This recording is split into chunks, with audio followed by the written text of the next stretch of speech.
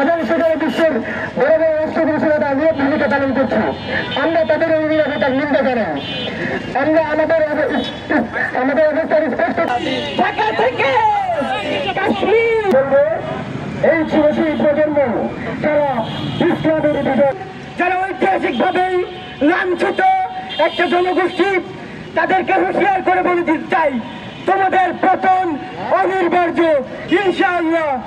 আকাশের দিকে তাকিয়ে রাখো, আকাশ বড্ড পরিষ্কার। আমাদের আসবেন হয়তো সালাউদ্দিন মানবতার পতাকা নিয়ে আবির্ভূত হবেই হবে ইনশাআল্লাহ। ছড়িয়ে যাবে এই যুদ্ধ থেকে শুরু করে সারা পৃথিবীর অর্থনীতি একটা অস্থিতিশীল জায়গায় যাবে। তাই আমরা অবশ্যই বলবো সকলকে সক্রিয় হয়ে এগিয়ে আসতে হবে।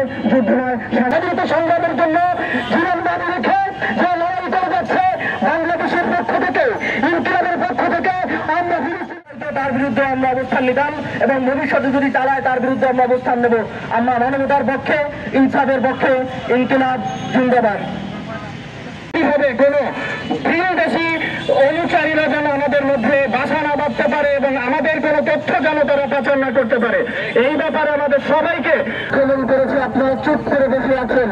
এমনও দিন আসতে পারে যেই দিন ইসরায়েল আপনার দেশে আক্রমণ করবে, সেই দিন এমন কোন মুসলিম বিশ্ব দুটোই থাকবে না যে আপনাকে সাহায্য করবে, আপনার পক্ষে কথা বলবে।